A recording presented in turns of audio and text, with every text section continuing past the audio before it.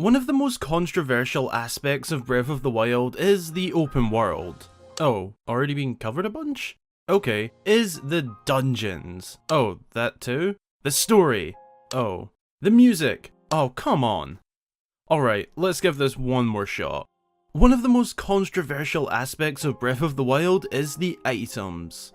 Covered? Oh well, these are my own thoughts and ideas. The items in Breath of the Wild were very different from the norm, but I'm sure you all know that. What I want to discuss today is not how they will be done in the sequel, but what does the sequel need in terms of items? Items to improve the experience of the game, tools to add to Link's arsenal, and equipment to traverse the land. Oh, and just in case it isn't already clear, these picks are strictly my own opinion, and I am not trying to suggest that they will appear in the sequel. These are items I would like to see appear. Be sure to go grab yourself a snack or drink and show me your tongue-tantalizing snacks on social media, and let's now discuss what items the sequel to Breath of the Wild needs, in my humble opinion. Kicking off our list is a grappling hook.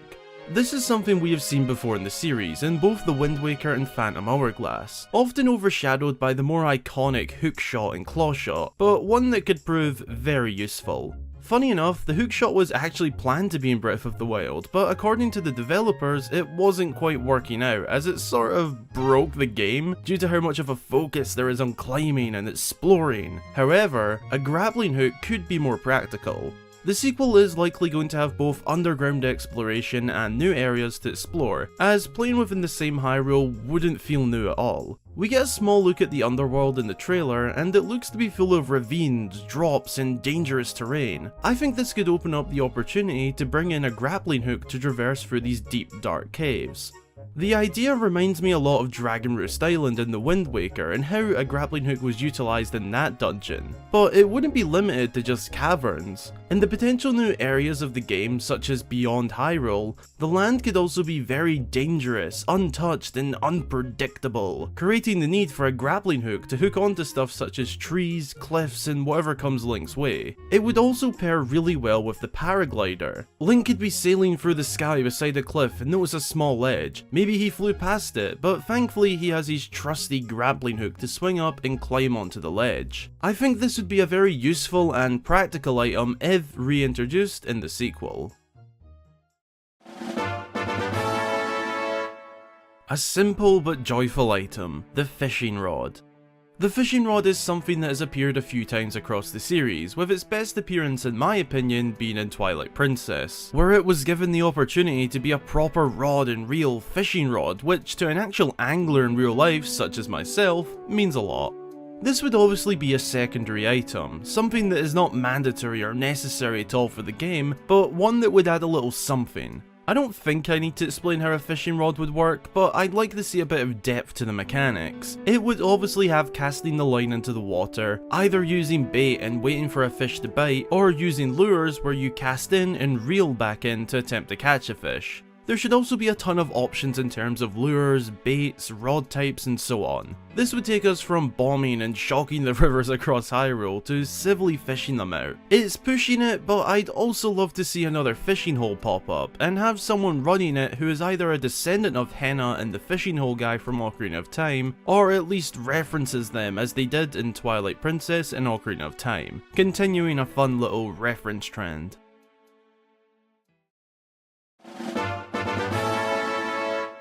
Now for a very useful item, diving gear.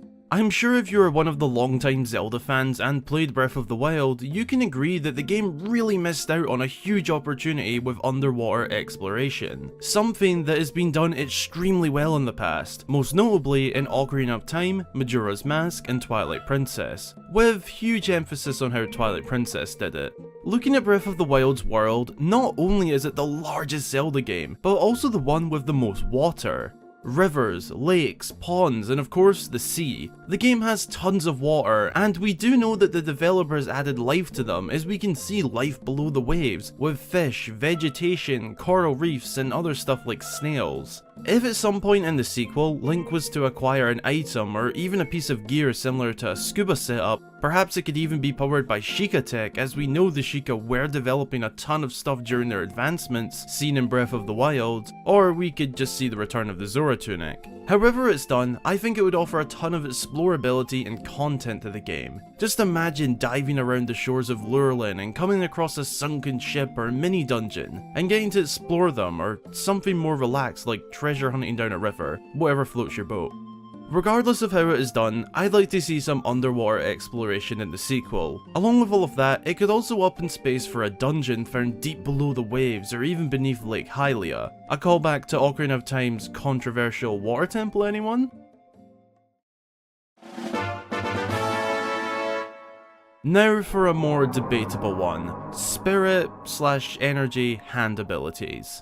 This comes from the mysterious glowing hand we saw in the reveal trailer for the sequel. A lot of fans have jumped to the conclusion that this hand could be a pathway to some new items, using some unused concept art from Breath of the Wild as a strong piece of evidence for why and how this hand could be used. It's not a guarantee to happen in my opinion, as whilst unused concept art is often reused in the series, that doesn't mean every piece of unused work is reused. Regardless, if it happens, I feel it should be in a subtle way, similar to how the Sheikah Slate was done, but with less of an emphasis on the game itself. Perhaps the hand could be more combat focused, opposed to the Sheikah Slate's focus on puzzles and traversal. Going off the previously mentioned concept art, we could see the arm used for a bomb cannon, whip, and all sorts of blades. The possibilities are endless, but personally, if this is to happen, I'd like to see it have a combat focus, as along with my other points, Breath of the Wild's combat was to some degree rather basic compared to past games that featured in-depth combat mechanics. This could really take Breath of the Wild 2 to the next level.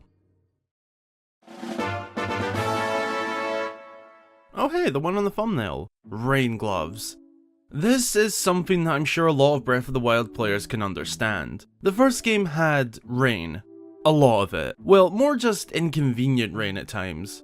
Breath has a huge focus on exploring the world, which involves a lot of climbing, but whenever it rains, climbing is extremely difficult, which is understandable, but there was no armor to combat this. The closest thing to it would be the climbing gear, but all that actually did is speed up your climb, which resulted in just slipping in the rain quicker, rather than actually getting past the rain quicker. This was very frustrating when climbing large mountains or buildings, as you could be halfway through your climb and suddenly it starts raining. Unless you have full stamina and a pre-cooked stamina boosting meal, there is very low chance you're going to make it.